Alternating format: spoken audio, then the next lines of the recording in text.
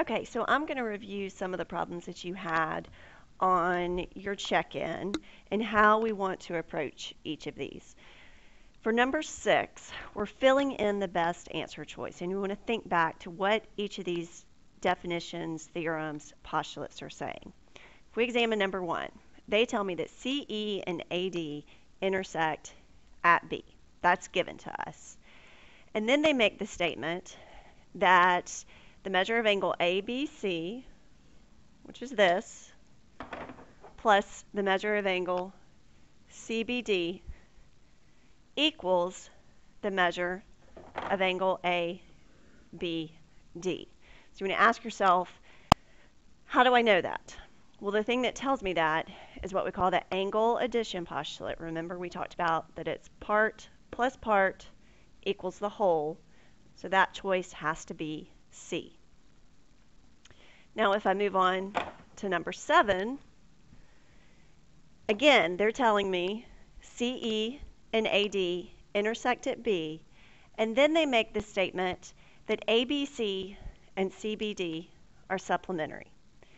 So you want to think back to your proof packet, and you want to think, what tells me that those are supplementary? Well, if I go look, definition of linear pair states that if you have adjacent angles that are supplementary, it's a linear pair. So when I know that I have a linear pair, I can state that those angles are supplementary. So statement number 2 goes with definition of a linear pair. And then they proceed to say that the measure of ABC and the measure of CBD equals 180. Well, how do I know? Ask yourself, how do I know that I can say that those equal 180? Look at your previous step. They said they're supplementary, and then you said they're 180 degrees. Well, what tells me that? Definition of supplementary is what tells me that. So then I'm going to jump to number 8. They tell me that CE bisects AD, and then they tell me B is the midpoint of AD. So again, you've got to think about, how do I know that if CE, which is the same line, CE bisects segment AD, makes B the midpoint? Well, think about this keyword bisects. Definition of segment bisector is what tells me that that has to be a midpoint. From there, because we know it's a midpoint, we know that this piece has to be congruent to this piece. Well, how do I know that? Well, if something is a midpoint, it makes two congruent pieces. That's got to be definition of a midpoint. Now we go on to the back. On the back of the check-in, you had to make a statement based on the reason. So again, you're thinking about your definitions, your theorems, and you're thinking about what told me that I could make that statement, or what statement do I want to make based on that reason. In number 9, they tell us that DE is perpendicular to BA. What does the definition of perpendicular lines tell us? I see that as a reason. That's like a clue.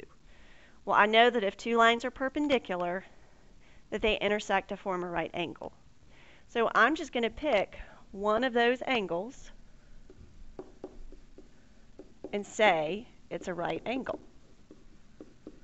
Okay? I can't say that they're 90 degrees because nothing about perpendicular lines in that definition tells me anything about 90 degrees. All I know is that either this is a right angle, I could say this is a right angle, this whole thing is a right angle, or this whole thing is a right angle. You could pick any one of those. On number 10, they told me AC is congruent to CD. And then my reason for step 2 is definition of congruent segments. Remember, we discussed in class, definition of congruent segments or definition of congruent angles both tell us that if two things are congruent, their measures are equal.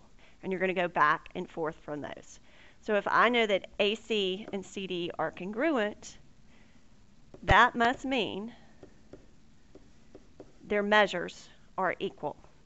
And remember, when we talk about writing measures of segments, you're going to write the two letters without anything above it, and you're going to set them equal to each other.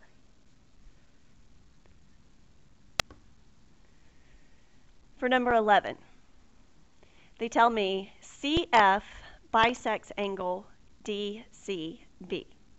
Well, think back to what our definition of an angle bisector, and if you haven't noticed, I've got our theorems that are in your proof packet, your theorems, your definitions, your postulates that we can reference attached at the bottom of this slide. Definition of angle bisector says that if something is an angle bisector, then it makes two congruent pieces. So go look at your picture and figure out CF bisects this whole angle here. So what does that tell me? That tells me that these two pieces have to be congruent to each other.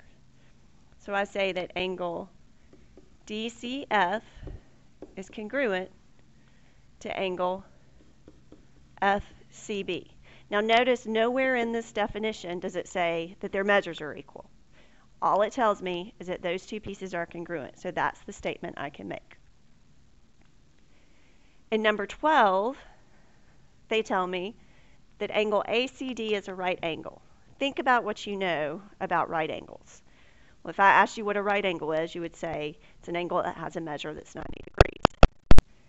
That's what the definition tells us. So my statement is going to be that the measure of angle ACD equals 90 degrees. That's all I can say. And then on number 13, they've got AC congruent to CD, CD congruent to CB, and my reason for step 2 is transitive. Think about what I said about transitive. It's like you have a link in the middle. Notice CD is linking AC and CB. So my statement at that point would be that AC is congruent to CB. So that's the summary of the closed notes portion. All of these questions you are going to have to be able to do without your proof packet. You have to know and understand these theorems and these definitions well enough to be able to fill in just these blanks without a proof packet. What we're going to look at next is doing open notes proofs. That means we're going to complete proofs using our yellow packet. So I'm going to start with this first proof where you just had to fill in the blank. You can think about that the reasons and the statements are clues as to how you're going to fill in the other portion. So I have this problem where they tell me angle 1 is complementary to angle 2, 3 is complementary to 4, and 1 is congruent to 3. So if I go to step 2, look at the reason they gave us. Definition of complementary. If I look down at my proof packet and I find definition of complementary angles. When I know two angles are complementary, I can sum their measures to 90 degrees. That is all I can say. So the statement I'm going to make here, 1 and 2 are complementary, so I'm going to say the measure of angle 1 plus the measure of angle 2 equals 90 degrees. And I'm also going to say measure of angle 3 plus the measure of angle 4 equals 90 degrees. Now on to step 3. Step 3, I go look at my reason. Definition of congruent angles. We'll think back to what we said about definitions of congruence with angles and segments. When I'm talking about two angles being congruent and I use the definition, I then make the statement that they're equal. If I know two segments are congruent, I can then say that their measures are equal based on the definition of congruent angles. So look back up top to this section here and ask yourself, did they tell me two angles are congruent? They told me angle 1 and 3 are congruent, so then I can make the statement that angle 1 and angle 3 have equal measures. Remember, notation is important. When I am representing the degree of the angle, the quantity, have to put the little m with an angle, measure of angle 1 equals measure of angle 2. So then I go down to step 4. You've got measure of angle 1 plus the measure of angle 2 equals the measure of angle 3 plus the measure of angle 4. And you want to look back at your previous steps and see what happened. Okay, if you notice, 90 degrees is sort of like a link. It links together these two things. So they set those equal. So my reason for that, remember when we have a link, our reason is going to be transitive property.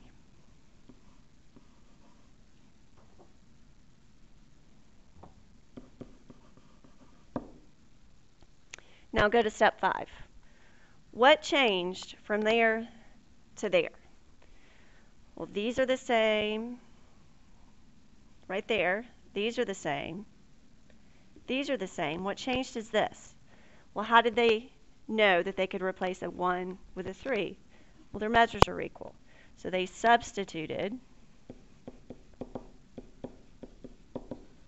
1 for 3. Go to step 6. What changed from the previous step? The 1s went away. How did they go away? They subtracted measure of angle 1 on both sides. And then our final step, they've gone from saying the measures are equal to saying they are congruent. Remember, that is our definition of congruence. And you want to say it's definition of congruent angles or definition of congruent segments.